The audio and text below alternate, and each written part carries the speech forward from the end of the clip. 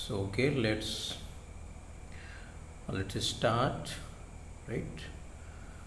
तो चलिए हम अब एक्सप्लेन और एलाबरेट करते हैं इसके नेक्स्ट पार्ट को, जिसमें कि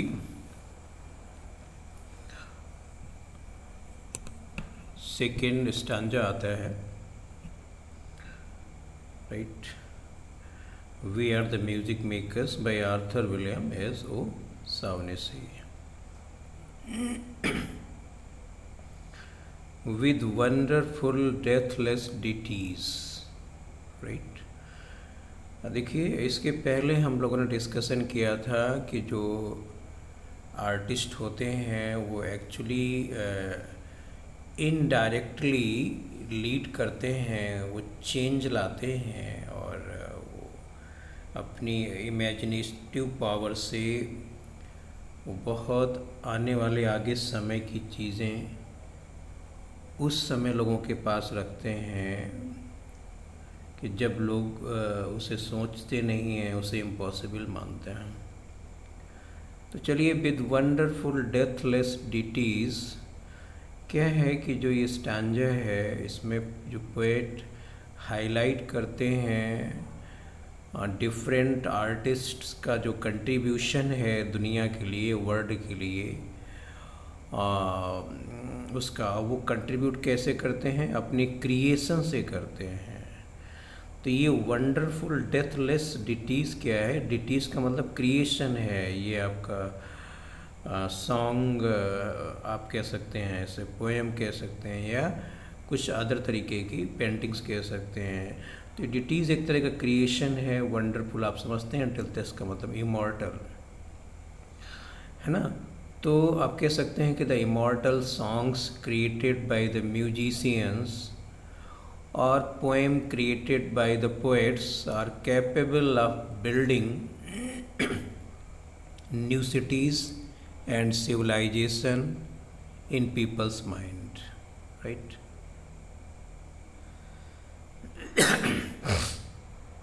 कहते हैं वी का मतलब वही कलेक्टिव फॉर्म है, वही जो आर्टिस्ट हैं कि artist build up the world's great cities,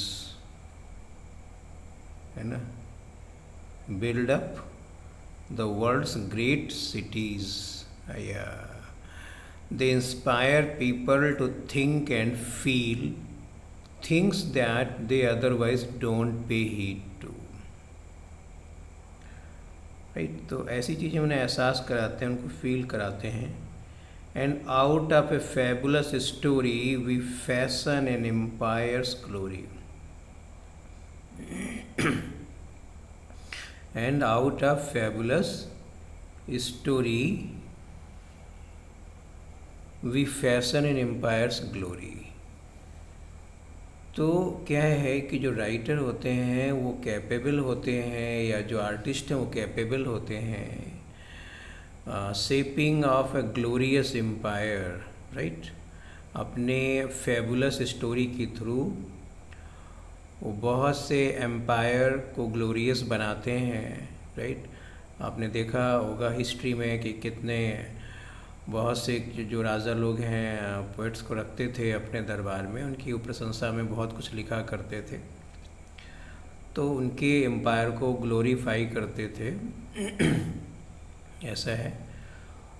the artist are responsible for taking an empire to its artistic heights. An artist fantasy motivates people to dream at pleasure, right? तो क्या है कि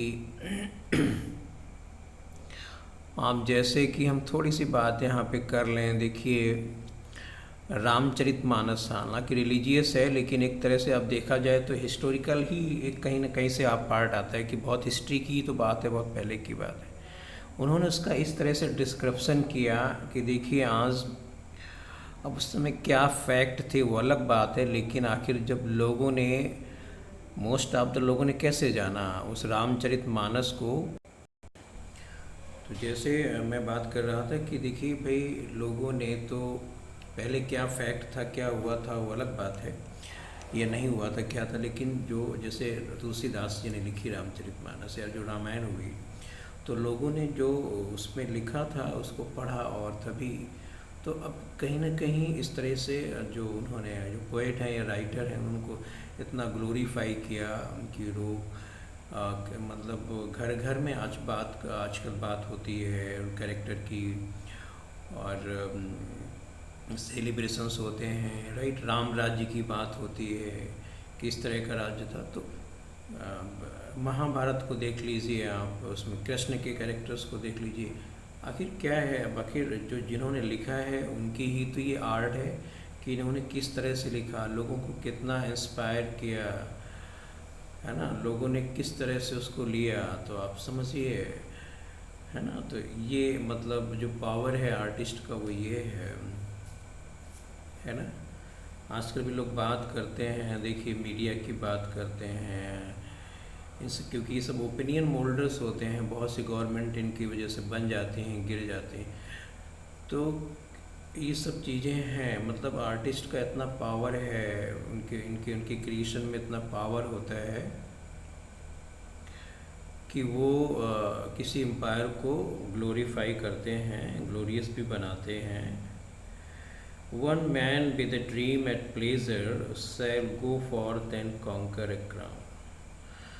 one man with a dream at pleasure. तो ये एक तरह से लोगों को इंस्पायर करते हैं जो आर्टिस्ट होते हैं, right.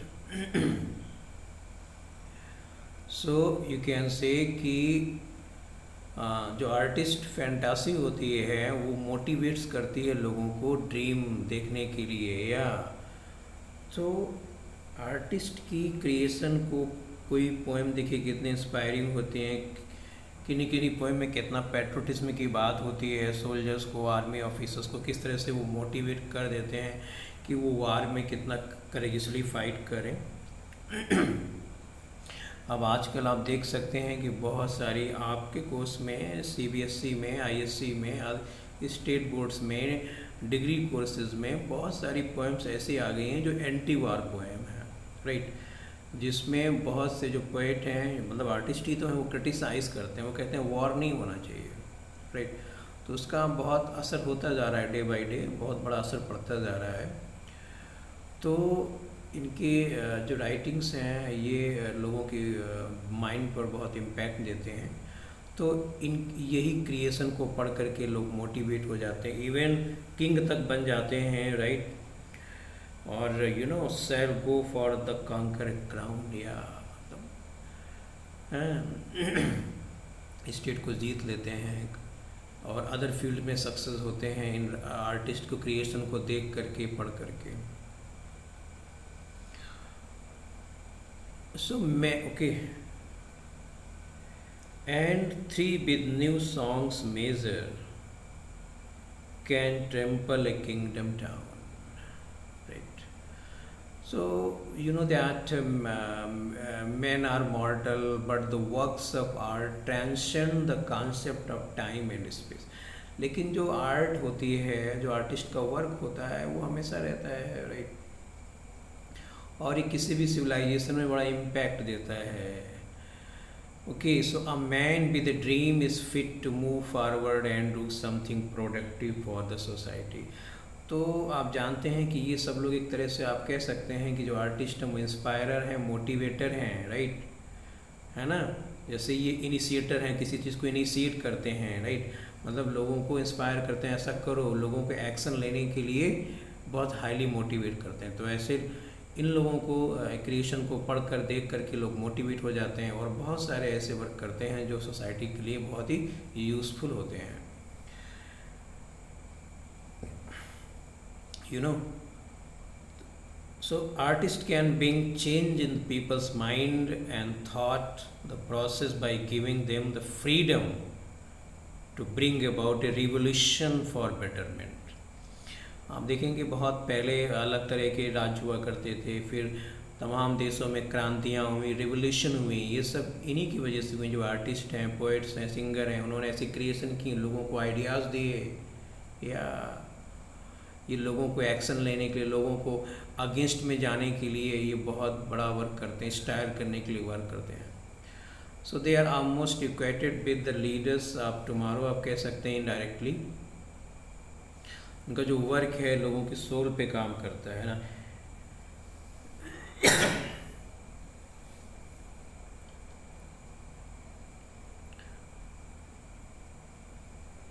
And you know that यहाँ पे बात करते हैं क्या बात होती है, and 3 with new songs major. यहाँ पे 3 का मतलब ये 3 नंबर से नहीं है, ये मीन्स मतलब मोस्ट ऑफ से मतलब है कि okay, with new songs major can trample a kingdom down, right.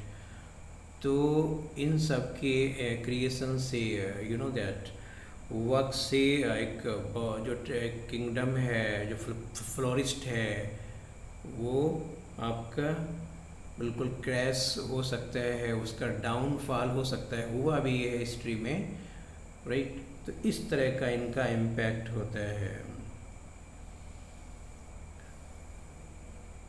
ना। In this we can say कि a few revolutionaries can trample empire down because of these artists creation, right, their writings, because of their works. So in this way, okay, if not directly, indirectly, they are the real leaders of the world. Let's move forward to the next stanza, next lines, right. We in the ages lying in the buried past of the earth, है ना। We in the ages lying, ages lying का मतलब क्या है, ancient ages about which we know from ruins or things, right। अब ये क्या है, buried past of the earth क्या है, discovered buried in the earth। तो इसमें क्या है कि जो ये स्टैंजा है, ये लाइन है, इसमें poet you know tries to equate art with divinity ना, as he alludes to the biblical cities. अभी आगे आता है, उसका मेंशन होता है, you know build Nineveh with our sighing, you know sighing and Babel it's in our mirth. इसमें क्या है, बिल्ड। देखिए बिल्ड उन्होंने क्या है कि निनेवा जो एक बाइबल में मेंशन है, एक जो है आप कह सकते हैं कि एक सिविलाइजेशन है, एक स्टेट है इस तरह से, राइट। एक तो वहाँ पे ये जो है इन्होंने कैसे इसका क्रिएशन किया, इसका डेवलपमेंट किया, स्ट्रेस में, साई जैसे हाँपते हुए लोग कह सकते हैं, आहें भरते हुए। एंड बैबल का इन्होंने कैसे क्रिएशन किया, स्ट्रक्चर का, मर्थ में, अपने जॉय में, आनंद में किया। तो यहाँ पर जो है ये बात करते हैं, अभी हम इसको और इंटेंसिफाई करेंगे एजेस लाइन को और buried past of the key. देखिए पास्ट की बात ही है, बहुत पहले की बातें हैं जो बाइबल में मेंशन थी, निनेवा और बैबल की बात होती है। तो क्या होता है कि जो artist belong to all ages, right. तो जो ये सिटी हैं आपकी एनिसेंट सिटी हैं, जैसे Nineveh was build by the artist, right. And you know that later you know that city was destroyed and was never built again, है ना, क्योंकि आर्टिस्ट ने उन्हें स्ट्रेस में बनाया था। The people of Babel were dedicated to building a tower so high that it reaches heaven and overthrew them with prophesying the old of the new world's worth की भी बात करते हैं आगे। सो इट इज़ बिलीव्ड, ऐसा माना जाता है कि जो निनेवा का क्रिएशन हुआ था तो आर्टिस्ट ने परेशानी में किया था, दुखी होकर के किया था, और बैबल को उन्होंने आनंद में किया था। तो जो okay Nineveh and Babels are symbolic of an artist ability to destroy and create, मतलब आर्टिस्ट किस तरह से डिस्ट्रॉय करते हैं, कर सकते हैं, और किस तरह से क्रिएट कर सकते हैं, ये उनके एग्जाम्पल्स हैं। Artist are capable of deconstructing the old world into a new world by their prophecy, right। ये अपनी जो ओल्ड क्रिएशंस को हैं, यू नो दैट, अब जैसे कोई पेंटर है, उसने पेंटिंग बनाई और उसके बाद उससे और अच्छी पेंटिंग बना दी, तो उसने अपने पहले वाले वर्क की वैल्यू कम कर दी इस तरीके से। तो कहने का मतलब है कि जो और फिर अगर इस तरह और मतलब पहले की चीज़ों को हम डिस्ट्रॉय नहीं करेंगे तो फिर आगे की चीज़ें कैसे आएंगी। तो जो आपके आर्टिस्ट हैं वो इस तरीके से क्रिएशन करते हैं into new word by there prophecy. वो बहुत आने वाले समय की बात करते हैं, आगे फ्यूचर की बात करते हैं। हो सकता है कई लोग उनको कहते हैं तो मैड है, क्या बात कर रहे हैं, है ना। और तो जो ड्रीम्स ऑफ आर्टिस्ट हैं उन्हें वो अलाउ करते हैं, राइट, है ना, them to achieve immortality in the world. तो वो जो ड्रीम्स हैं, उनकी इमेजिनेशंस हैं, कल्पनाएं हैं। सो dreams and aspiration of each is replaced by new dreams and aspiration of another। तो क्या होता है कि जैसे आर्टिस्ट की अगर डिज़ायर फुलफिल होती है वहाँ बड़ी प्रोग्रेस होती है, क्योंकि फिर वो नए ड्रीम्स देखते हैं, क्योंकि उनका तो काम ही यही है कि ड्रीम्स देखना है। तो ये ड्रीम फुलफिल हो गए तो वो अगले ड्रीम देखते हैं। इस तरीके से आप जानते हैं ड्रीम होते हैं। अब जैसे आज आपका मोबाइल है बना हुआ है, आज आपके सैटेलाइट्स हैं, ये सब चीज़ें हैं, तो आखिर कैसे हुए होंगे? किसी ने कभी कुछ इमेजिन किया होगा, कुछ कल्पनाएं की होंगी, तभी तो ये सब चीज़ें हो पाई। तो इस तरीके से कह सकते हैं कि जो बैबल का टावर बना था, so you know it is a symbol of human unity and coordinated efforts, as also human arrogance to claim equality with God. For each age is a dream that is dying or one that is coming to birth. Right. So in this way, let me tell you that these are subjective concept जो कि हमें एक change करने में help करती हैं। Thus the music maker in the world are the most precious gift. Right. Are the most precious gift to mankind, who not only create art but also destroy it for better tomorrow। मतलब वो अपनी art को, अपने चीज़ों को destroy करते हैं और ताकि और नया कल आ सके। जो आपकी लास्ट लाइन्स हैं, for each age is a dream that is dying और one that is coming to birth, right, to the old of the new world worth. तो जो ओल्ड जाता है, न्यू वर्ल्ड आता है। Each age is the dream that is dying and one that is coming to birth. तो नया आता है। इस तरीके से उनका पुराना वर्क जाता है और नया वर्क आता है। थोड़ा सा हम और इसी की सांझा की बात कर लेते हैं कि जो बैबल टावर बना था, तो claim equality with God, God punish the builders by giving them different tongues. Languages दे दी ताकि वो कंफ्यूज हो जाएं और फिर कभी जो टावर ऑफ बैबल है वो कंप्लीट नहीं हो सका, क्योंकि वो गॉड की इक्विटी में अपने आप को लाना चाहते थे। तो कुल मिला के हम ये कह सकते हैं कि we in the ages lying in the buried past of the earth build Nineveh with our sighing and Babel itself in our मर्थ।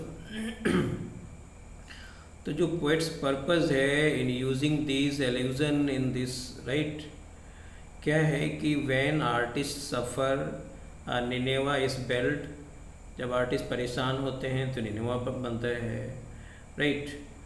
और वो क्या होता है, उसमें गॉड नाराज़ होते हैं और इस तरह से वो डिस्ट्रॉय हो जाता है। और जब वो आर्टिस्ट हैप्पी होते हैं तो बैबल राइज अप होता है। हाँ, भले ही वो उस प्रोसेस में कंप्लीट ना हुआ हो, लेकिन वो बना रहता है, right. Something that needs great creativity and unity. Artist can create myths but can also demolish them. तो हम कह सकते हैं कि जो आर्ट है वो कभी डाई नहीं होती है। Myths and dreams take only new shapes, so they are deathless.